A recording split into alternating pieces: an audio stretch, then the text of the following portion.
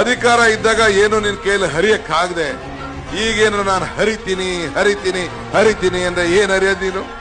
ನಾವು ನಿನ್ನ ಎಲ್ಲಾರ ಕೈಲೂ ಬಯಸ್ಕೊಂಡು ಮುಖ್ಯಮಂತ್ರಿ ಮಾಡಿದಾಗ ನೀನ್ ಏನು ಮಾಡಕ್ಕಾಗದೆ ಬಿಜೆಪಿಯವರು ದೂರ ಇರ್ಲಿ ಅಂತ ಅನ್ಬಿಟ್ಟು ನಿನ್ನ ಚೀಫ್ ಮಿನಿಸ್ಟರ್ ಮಾಡಿದ್ರೆ 39 ಜನ ಗೆದ್ದವರು, ನಾವು 80 ಜನ ಮಾಡಿದ್ರೆ ಏನ್ ಬೆನ್ ಶಾಕ್ ಹೋಗ್ಬಿಟ್ಟಿದ್ವಾ? ಯಾಕವತ್ತು ಮಾತಾಡ್ಲಿಲ್ಲ ನೀನು? ಮಿಸ್ಟರ್ ಕುಮಾರಸ್ವಾಮಿ, ಏನಾಗಿತ್ತ ಅವತ್ತು ನಿನ್ಗೆ? ಇವತ್ತು ಏನೆಲ್ಲ ಮಾತು ನಾನು ಈಗ ಉತ್ತರ ಕೊಡಕ್ ಹೋಗೋದಿಲ್ಲ, ಗೆಲ್ಲೋದಿಲ್ಲ, ಅದು ಬೇರೆ ವಿಚಾರ. ಅಸೆಂಬ್ಲಿಲಿ ಹೇಳಿದೀನಿ, ಪಾಪ ಮಾತಾಡೋಣ ಅಂತ ಹೇಳಿದ್ವಿ. ನನ್ ಜಮೀನಲ್ಲಿ ನಾನ್ ಕಲ್ಲಿಡೋದಕ್ಕೆ ಇವನ್ಗೆ ಅಪ್ಪಣೆಗೆ ಅರ್ಜಿ ಹಾಕೊಂಡಿರ್ಬೇಕ ನಾನು?